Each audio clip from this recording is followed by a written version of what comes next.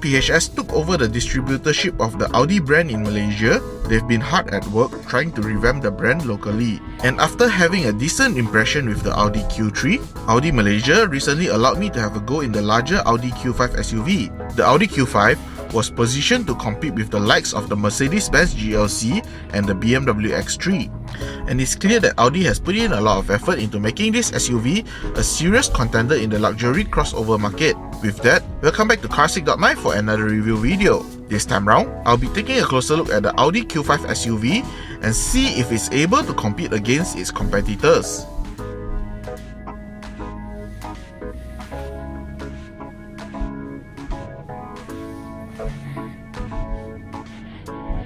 Looking at the Q5, it has some design similarities to the smaller Q3 SUV, but when compared to the GLC and the X3, it appears slightly smaller in size. Even with the S-Line trim upgrade, the Q5 has a subtle appearance that blends in well with the traffic. The SUV has some chrome strips at the lower part of the vehicle that adds some contrast to the exterior. The front of the Q5 features a large grille that is flanked by a set of full LED headlights. While the full LED headlights are expected on a vehicle like the Q5, however, it lacks the adaptive high beam feature that was supposed to be available here. At the back, you'll notice the full LED tail lights, which are attached to the tailgate. This is a rather unique feature of the Q5, where the tail lights will move away together with the tailgate when the tailgate is being opened up. And to complete the exterior look of the Q5, it comes with a set of 19-inch rims. Now, these rims look a bit mundane in my opinion. I think Audi has better looking rims than this. These rims are wrapped in 235/55 R19 tires to provide a comfortable ride to the passengers on board. So, while the rims may not be the most visually striking feature of the Q5, they certainly contribute to the overall driving experience.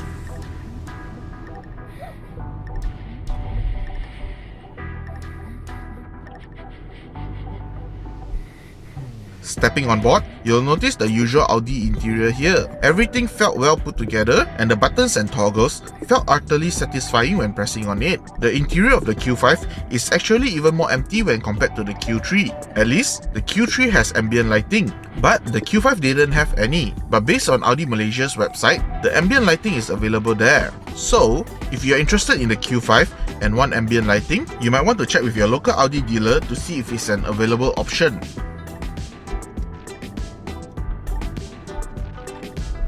Even though the media unit didn't have all the bells and whistles, it still has some impressive features on it. The digital instrument cluster is a great feature to have, and it's easy to keep an eye on your speed and other vital information while driving. The large infotainment screen is also equally impressive, and it is equipped with both Android Auto and Apple CarPlay, which makes it easy to connect to your smartphone and use your favorite apps. Just keep in mind that it's a wired connection. While the Q5 media unit doesn't come with premium sound system, the standard speakers are surprisingly good. In fact, I think the standard speakers are part of the premium audio system. Being in the driver's seat, I find that the driver has a tall sitting position with a good view over the traffic. Even so, the sitting position is really comfortable, and I can find my suitable sitting position easily. This is further enhanced by the gear lever as it gives the driver a feeling of control, like they're piloting an aircraft. In the back seats, there are decent legroom, but it could be better.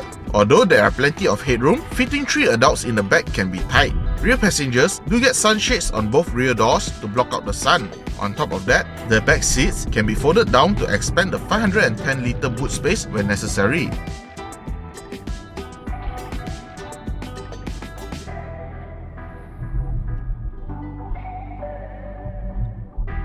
Under the hood, the Q5 is powered by a 2-litre EA888 turbocharged engine, and now it's been enhanced with the 48-volt mild hybrid technology, providing an even better efficiency than before.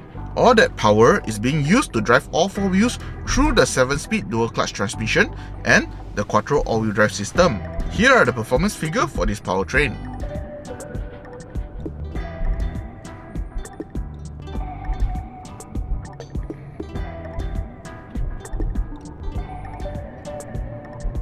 Driving the Q5, I do notice that this engine has a decent amount of power to bring the vehicle up to speed quickly. But what's more impressive is how quiet the engine remains during hard acceleration. And the engine noise barely penetrates the cabin. Even at idle, it's nearly silent. Pair it with the smooth shifting dual clutch transmission, it created an even more seamless driving experience. While I have the SUV during the holiday period, heavy traffic meant that I could only achieve a fuel economy figure of about 9 liters per 100 km. Furthermore, I felt that the all-wheel drive system did not help out on fuel economy either.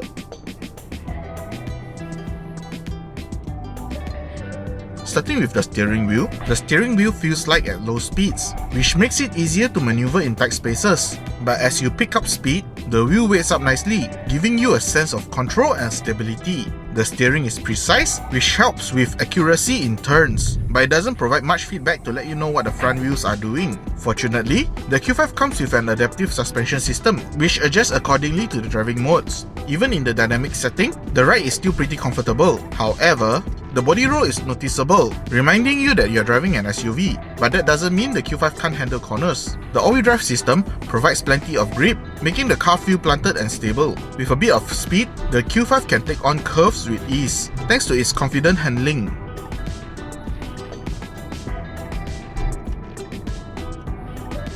While the Q5's stopping power is decent, the brake pedal feel didn't quite meet my preference. The pedal itself is soft, which doesn't provide the tactile feedback that I was hoping for. However, the brakes are still easy to modulate and responsive in use. Despite the soft pedal, the Q5 handles braking well overall. And in terms of safety and driver assistance systems, the Q5 has fewer options than even the Q3. Then again, the retail version may offer a full suite of safety and driver assistance features, according to the website. As of now, here are the safety and driver assistance features available on the Q5.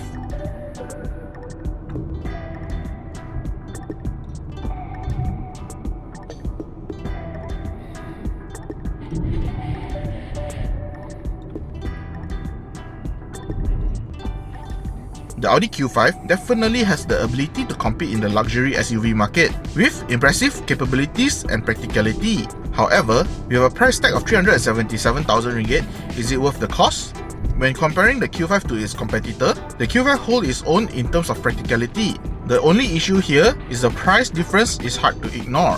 While the Q5 may be smaller than its competitors, it still offers the same level of practicality as them. If Audi was serious about grabbing a piece of the pie, they should start considering locally assembling the Q5 here in Malaysia.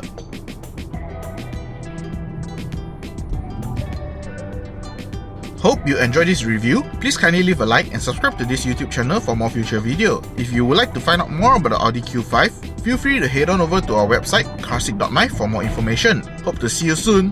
Bye!